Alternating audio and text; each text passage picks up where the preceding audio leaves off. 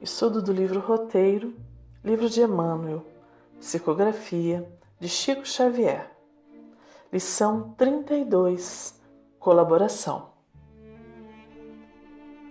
No livro Ave Cristo, ao descrever a igreja de Lyon, Emmanuel nos dá a notícia de como vivia aquela comunidade segundo os ensinamentos do Cristo.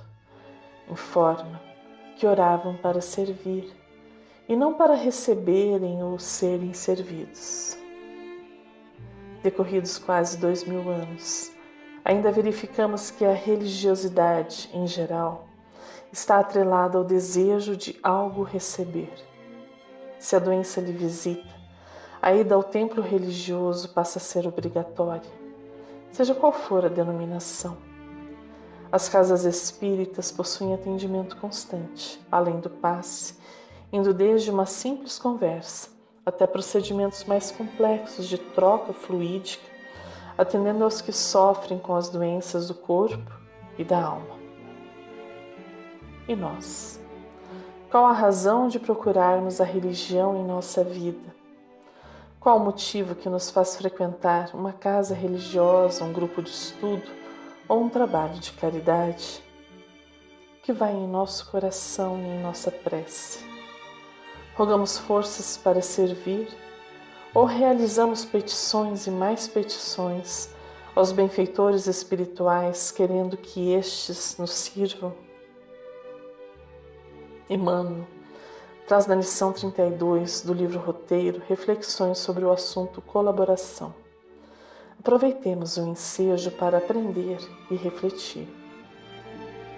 Em sua condição de movimento renovador das consciências, a nova revelação vem despertar o homem para o lugar determinado que a providência lhe confere, esclarecendo, acima de tudo, de que o egoísmo, filho da ignorância, é responsável pelos desvarios da alma, é perigosa ilusão.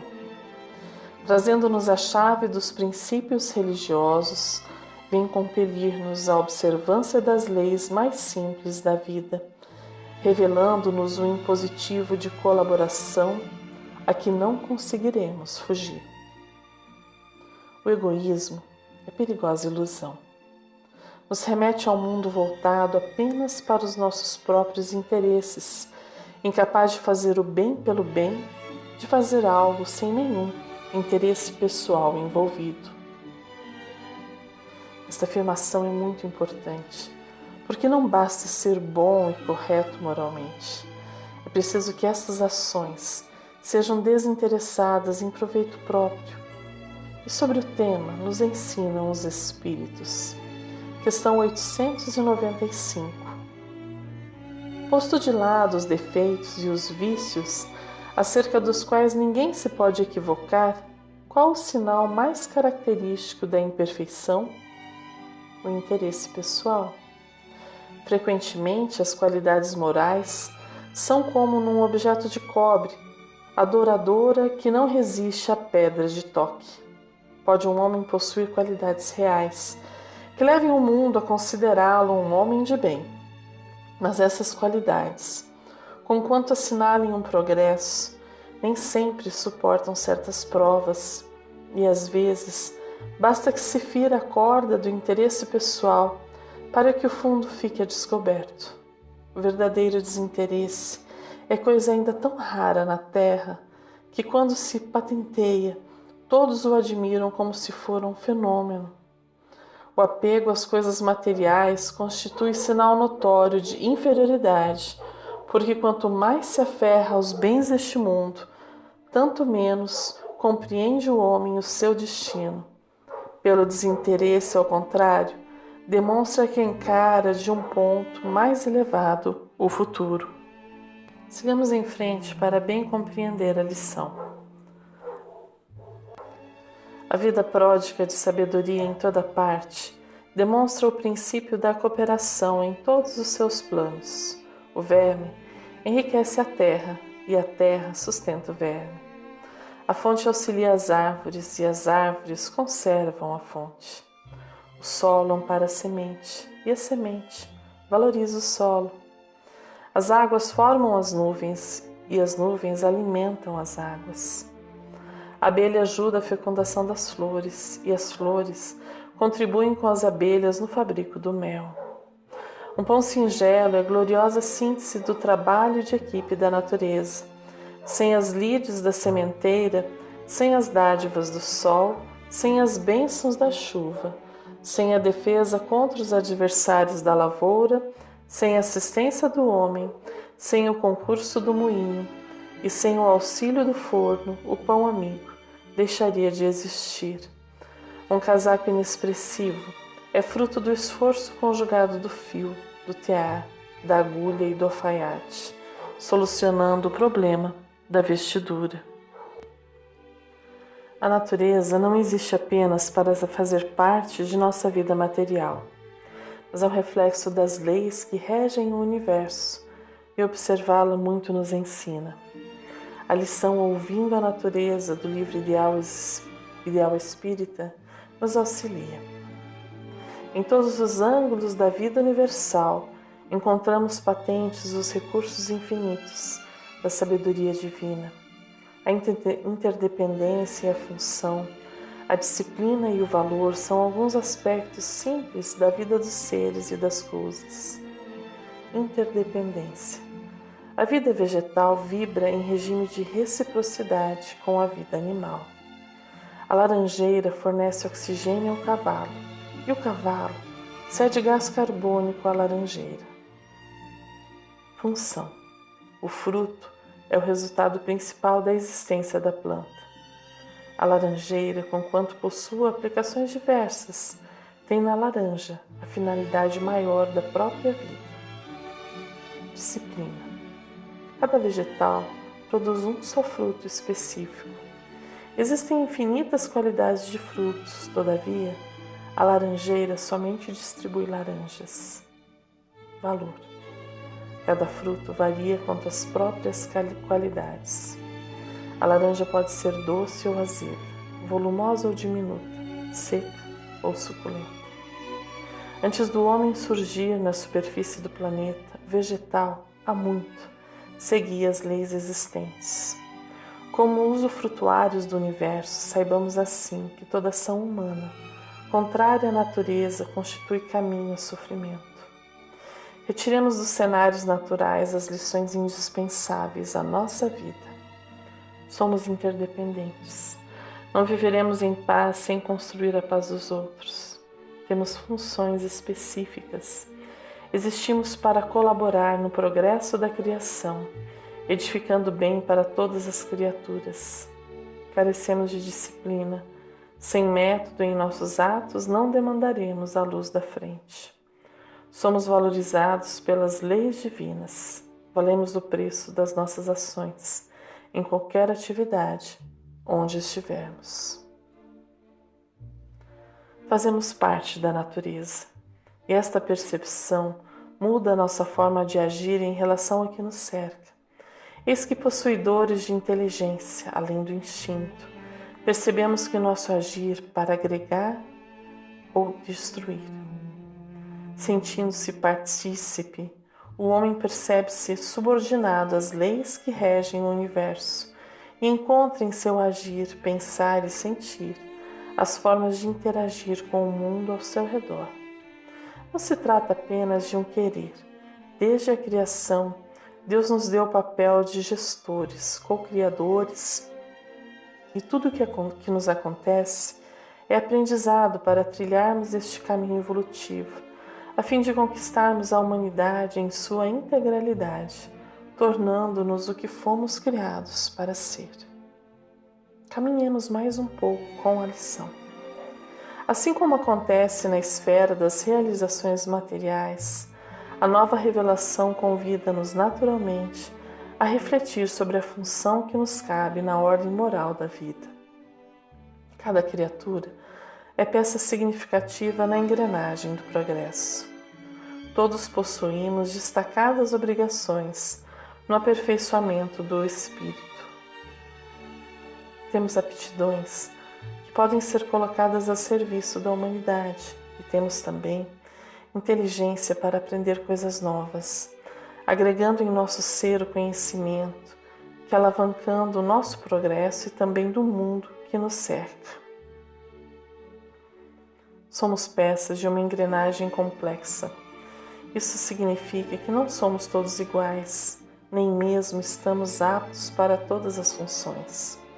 Nesta vida, nosso corpo irá potencializar as aptidões que nosso espírito já adquiriu e precisamos aprender a observar e compreender quem somos para bem servir. Não existem assim moldes aos quais devemos nos adequar. Somos únicos, com qualidades e equívocos, também únicos. Deixamos assim de olhar para o que o outro está realizando, para buscar em nosso íntimo o que nós podemos realizar, em nós e para a construção de um mundo melhor. Qual a vontade de Deus para a nossa vida? Quais as virtudes que possuo e que podem auxiliar o mundo a ser um lugar melhor? Percebo-me como colaborador na construção de um mundo melhor ou ainda transito nos sentimentos egoísticos que ainda habitam em tantos corações? Não se trata apenas de trabalhar ou fazer o bem. Trata-se de algo mais profundo que nos remete à fala inicial, servir. E a melhor forma de servir é o trabalho. Caminhemos mais um pouco com Emmanuel. Alma sem trabalho digno é sombra de inércia no concerto da harmonia geral. Cérebros e corações, mãos e pés, em disponibilidade, palavras ocas e pensamentos estanques, constituem congelamento deplorável do serviço da evolução. A vida é a força divina que marcha para diante. O bem mais precioso nos tempos atuais é o tempo, a todos dado igualmente, mas por poucos aproveitado. Tempo, como o estamos usando? Humberto de Campos nos diz: o trabalho entre as margens do amor e da reta consciência é a estrada de luz que te conduzirá ao paraíso, a fim de que a terra se transforme no divino espelho da glória de Deus. Pedimos ao Pai Celestial, quando oramos o Pai Nosso: venha a nós o vosso reino, pois é justamente o que estamos fazendo neste exato momento, se estivermos usando bem o nosso tempo. Estamos construindo o reino de Deus na terra, ou como diz Humberto de Campos, estamos trabalhando para que a terra se transforme no divino espelho da glória de Deus. Deus não vos pede que vivais em austeridade e privações. Não pede que vos cobrais com o cilício, quer apenas que vivais conforme a caridade e o coração. Ele não quer mortificações que destroem o corpo, quer que cada um se aqueça ao seu sol. E se fez raios mais frios que outros, foi para dar a compreender a todos quanto é forte e poderoso. Não vos cobrais com cilício, não fustigueis vossa carne aos golpes da disciplina. Para trabalhar na vinha, é preciso ser robusto e poderoso. O homem deve ter o vigor que Deus lhe deu.